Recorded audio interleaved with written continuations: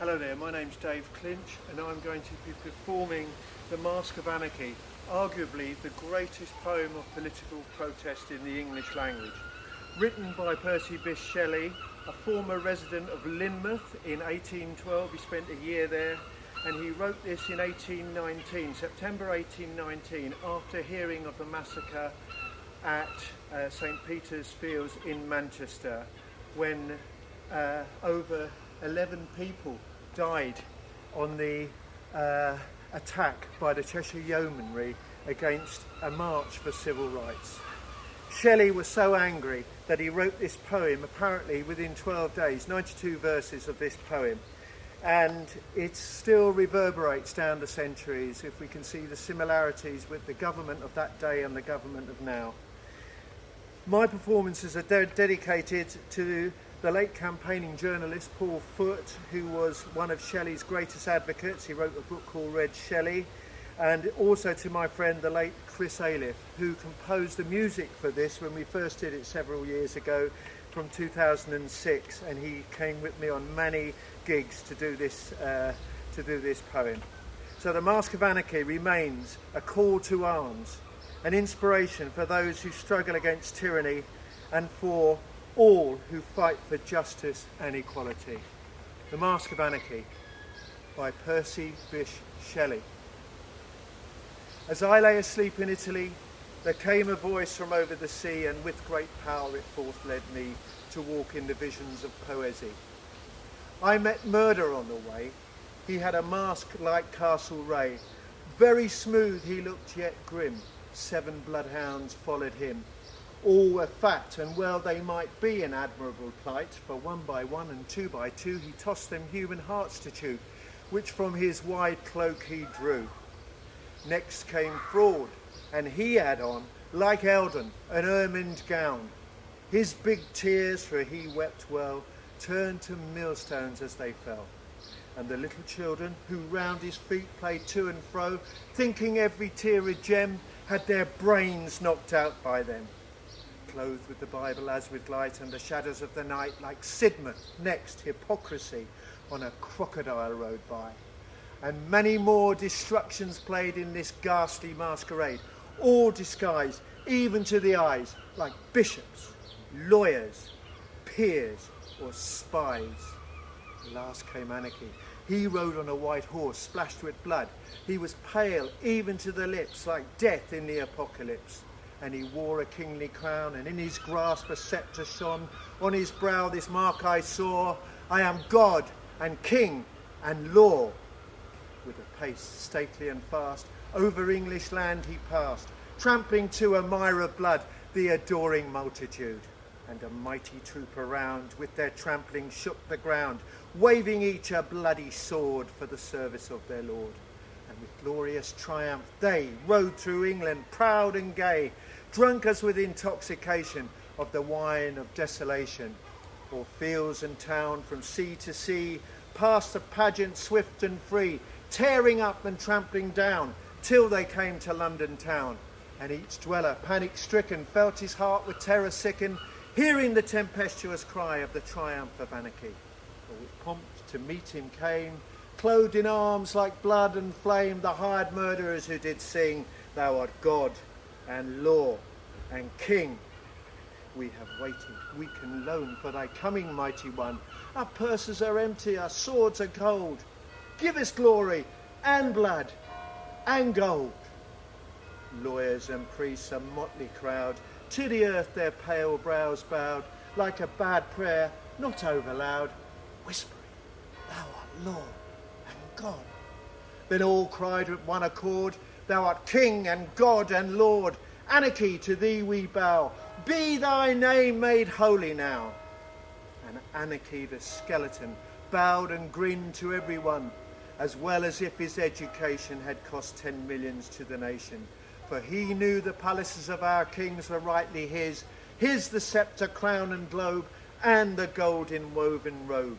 So he sent his slaves before to seize upon the bank and tower, and was proceeding with intent to meet his pensioned parliament, when one fled past, a maniac maid, and her name was Hope, she said, but she looked more like despair. and she cried out in the air, "My father time is weak and grey with waiting for a better day. See how idiot-like he stands, fumbling with his palsied hands. He has had child after child, and the dust of death has piled over everyone but me. Misery, oh misery."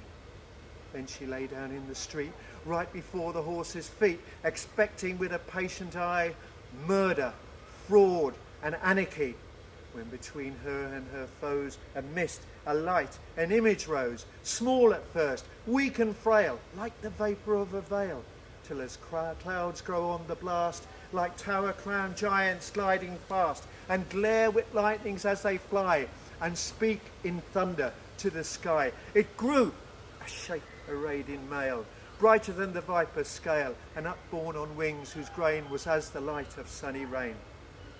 On its helm seemed far away a planet like the morning's lay, and those plumes it light rained through like a shower of crimson dew. Its step as soft as wind it passed o'er the heads of men so fast that they knew the presence there and looked, but all was empty air. As flowers beneath made footsteps waken, as stars from night's loose hair are shaken, as waves arise when loud winds call, thoughts sprung where'er that step did fall, and the prostrate multitude looked, and ankle deep in blood, hope, that maiden most serene, was walking with a quiet mien, and anarchy, the ghastly birth, lay dead upon the earth. The horse of death, tameless as wind, fled, and with his hoofs did grind to dust the murderers' throng behind. A rushing light of clouds and splendour, a sense awakening and yet tender, was heard and felt, and at its close these words of joy and fear arose, as if their own indignant birth, which gave the sons of England birth, had felt their blood upon her brow, and shuddering with a mother's throe, had turned every drop of blood by which her face had been bedewed to an accent unwithstood, as if her heart had cried aloud, "Men of England, heirs of glory, heroes of unwritten story, nurslings of one mighty mother, hopes of her and one another, rise like lions after slumber in unvanquishable number. Shake your chains to earth like dew which had fallen on you. Ye are many, they are few." What is freedom? You can tell that with slavery is too well, for its very name has grown to an echo of your own. 'Tis to work and have such pay as just keeps life from day to day in your limbs as in a cell, for the tyrants used to dwell, so that ye for them are made, loom and plough, sword and spade, with or without your own will, bent to their defence and nourishment. 'Tis to see your children weep, with their mothers pine and peak, when the winter winds are bleak, they are dying whilst I speak. 'Tis to hunger for such diet as the rich man in his riot casts to the fat dogs that lie surfeiting beneath his eye. 'Tis to let the ghost of gold take from toil 1,000-fold, more than e'er its substance could in the tyrannies of old. Paper coin, that forgery of the title deeds, which ye hold to something of the worth of the inheritance of earth. 'Tis to be a slave in soul, and to hold no strong control over your own will, but be all that others make of ye. And at length, when ye complain, with a murmur weak and vain, 'tis to see the tyrant's crew ride over your wives on you. Blood is on the grass like dew. Then it is to feel revenge, fiercely thirsting to exchange, blood for blood and wrong for wrong. Do not thus when ye are strong. Birds find rest in narrow nest when weary of their winged quest. Beasts find fare in woody lair when storm and snow are in the air. Asses, swine have litter spread, and with fitting food are fed. All things have a home but one. Thou, O Englishman, hast none. This is slavery.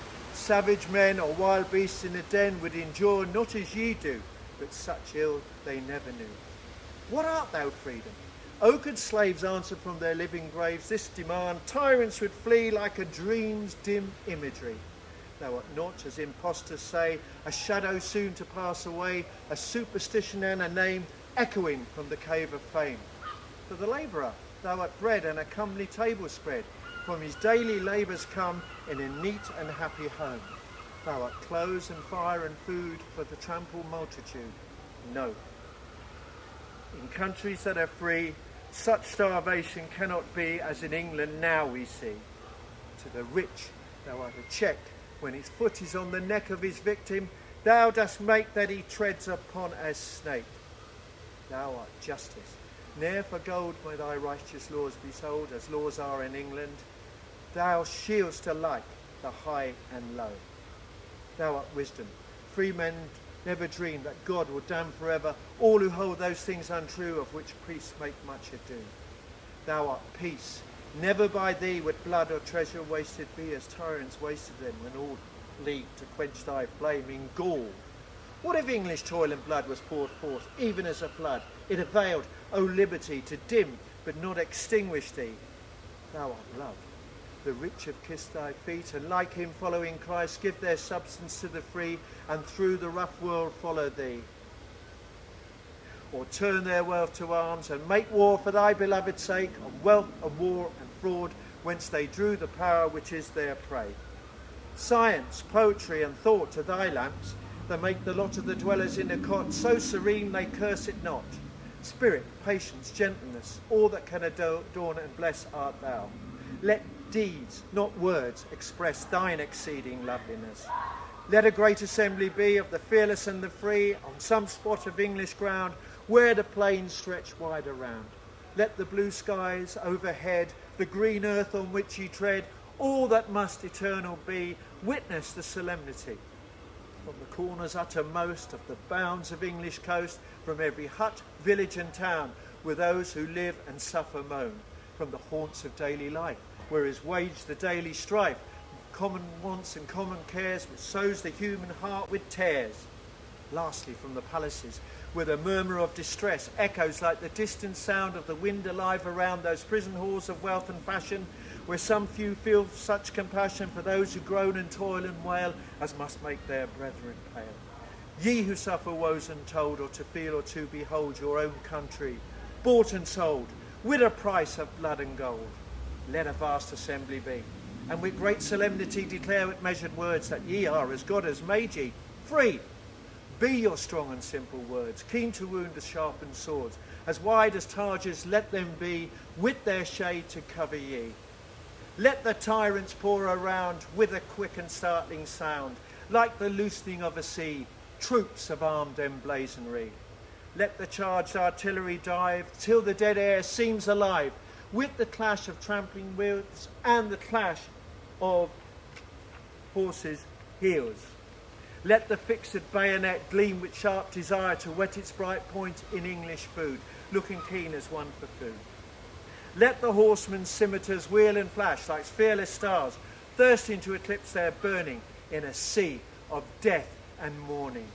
Stand ye calm and resolute, like a forest close and mute, with folded arms and looks which are weapons of unvanquished war. And let panic, who outspeeds the career of armoured steeds, pass, a disregarded shade, through your phalanx undismayed. And let the laws of your own land, good or ill, between you stand, hand to hand and foot to foot, arbiters of the dispute. The old laws of England, they whose reverend heads are aged with grey, children of a wiser day, in whose solemn voice must be thine own echo, liberty.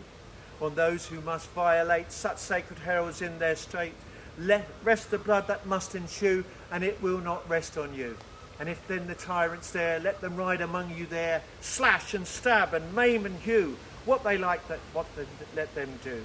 With folded arms and steady eyes and little fear and look surprise, look at them as they slay, till their rage has died away. Then they will return with shame to the place from which they came, and the blood dust shed will speak when hot flushes on their cheek, and every woman in the land will point at them as they stand. They will hardly dare to greet their acquaintance in the street, and the bold, true warriors who have hugged danger in war will turn to those who would be free, ashamed of such base company, and that slaughter to the nation shall steam up like inspiration, eloquent, oracular, a volcano heard afar. And these words shall then become like oppression's thundered doom, ringing through each heart and brain, heard again, again, again. Rise like lions after slumber, in unvanquishable number. shake your chains to earth like dew, which in sleep had fallen on you. Ye are many, they few. Thank you. Oh, wow. Thank you to Fringe Festival for putting it on. Huh.